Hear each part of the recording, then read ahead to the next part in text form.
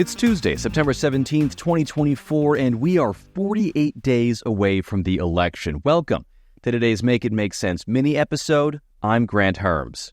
Today we are talking about the developments in the near assassination attempt of Donald Trump. We're learning more about how the suspected shooter Ryan Routh got so close to Trump, what the Secret Service is saying now, and what the right is saying about toning down rhetoric while not actually doing any of that at all. So first, the AP has reported that Routh was on and around the Trump International Golf Course in West Palm Beach, Florida for about 12 hours before he was shot at by Secret Service near the fence line while apparently trying to set up to shoot President Trump. Now, the Secret Service director did say that Routh never fired a shot, nor did he have a line of sight to the former president, but also acknowledged that the Secret Service didn't do a perimeter sweep of the course before Trump teed off that day because a golf outing wasn't on Trump's schedule that day. The Washington Post is also reporting more of what I said yesterday, that Trump's golf courses have been difficult for the Secret Service to protect him on because they're generally wide open courses with lots of lines of sight, although Routh managed to find one that didn't exist. And they're semi-public, and Trump's weekend schedule of golfing is incredibly consistent, so much so that one security expert told the Post that Routh likely would have just had to have waited for Trump to show up on the course because everyone knows that's where he's going to be on a Sunday.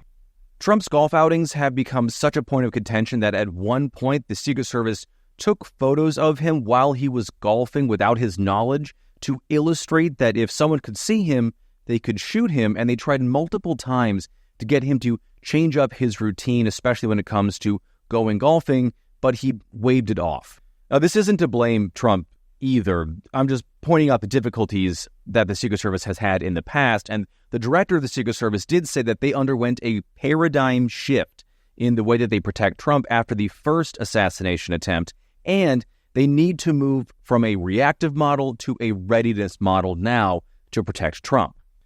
We also learned that President Biden called former President Trump to talk to him about this latest near assassination attempt, reiterate that he was glad that he was safe and that he was directing the Secret Service to give Trump more protection. And according to reports, Trump thanked Biden for his call. We're also learning more about Routh and his politics, which seem to be still sort of scattered. While he said he voted for Trump in 2016, he quickly became disillusioned with Trump, although he wanted a Nikki Haley Vivek Ramaswamy ticket this year. He was registered as unaffiliated in North Carolina and voted in the Democratic primary this year in North Carolina. I also searched Federal Election Commission records, and there is someone with the name Ryan Routh in Hawaii, where Routh is said to be living right now, who donated $140.40 in 2019 and 2020 across 19 different donations to the Democratic fundraising organization Act Blue.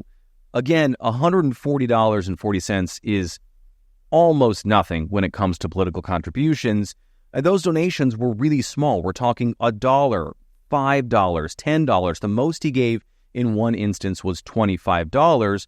But it is worth saying that there is no one in the country, at least according to FEC records, named Ryan Routh who gave to Republican causes.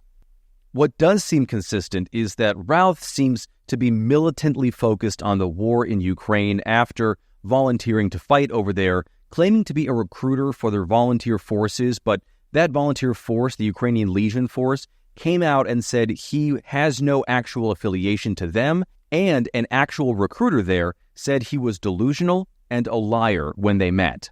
The next thing, and maybe the more important thing right now as the legal system plays out, is people on the right have come out to call on Democrats and the Harris campaign to quote-unquote tone down the rhetoric. Here's J.D. Vance at an event in Georgia last night. And I know it's popular on a lot of corners of the left to say that we have a both sides problem. And I'm not going to say we're always perfect. I'm not going to say that conservatives always get things exactly right. But you know the big difference between conservatives and liberals is that no one has tried to kill Kamala Harris in the last couple of months, and two people now have tried to kill Donald Trump in the last couple of months. I'd say that's pretty strong evidence that the left needs to tone down the rhetoric and needs to cut this crap out. The thing is, people have been caught attempting to kill Harris. At least 3 men have been arrested for plotting to kill her while she's been vice president, 2 of them since she became the candidate for the Democratic Party this cycle. But the bigger thing is Vance also said this. But I do think that we should take this opportunity to call for a reduction in the ridiculous and inflammatory political rhetoric coming from too many corners of our politics.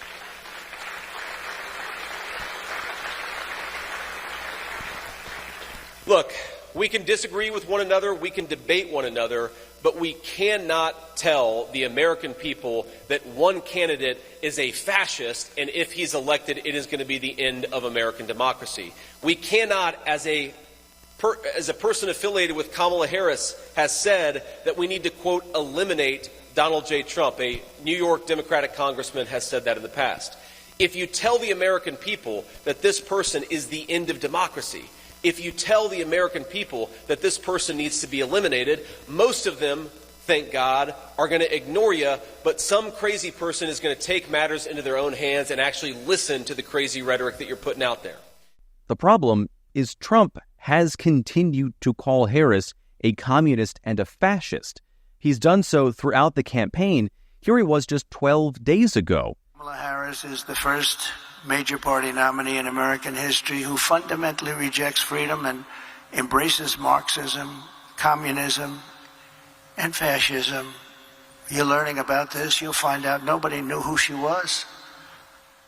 And then yesterday morning on Fox News, he said it was the rhetoric that the Biden and Harris campaign and Democrats used, calling him a threat to democracy, that caused, quote, bullets to fly.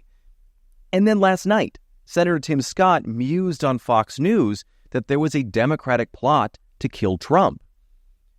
The thing is, I've been struggling with some of this recently in the days since this alleged second assassination attempt, because it is accurate to say that Trump is a threat to democracy. His 2020 campaign attempted to undermine the election by working with operatives in key swing states to forge election materials to then pass off as official ones. He was caught on tape pressuring the governor of Georgia to make up votes for him so he could win that state. He has refused to say that he lost the 2020 election, and he has continued to say that Democrats cheated then and they will cheat in 2024. And he's also refused to say whether he would adhere to a peaceful transfer of power from Biden to Harris should he lose this November. And not for nothing, but if he and other Republicans see calling someone a threat to democracy as a call for violence, then what are they asking supporters to do when they call Democrats and the sitting president and vice president threats to democracy? But really, my struggle is it is necessary and my job as a journalist to call a spade when Trump says these things about elections and democracy. And I don't think that saying somebody is a genuine threat to democracy based on their past and patterns is inherently insightful language, but I also don't want to use language that could put someone in harm's way. But at the same time, not pointing out Trump's patterns and past is also a recipe for real harm. So if there is another way to talk about the stakes of this election, I haven't found it yet. And I expect over the next few days and weeks, you'll see journalists struggle with this same thing and try to walk this tightrope as best they can, because the stakes of this election are just that high.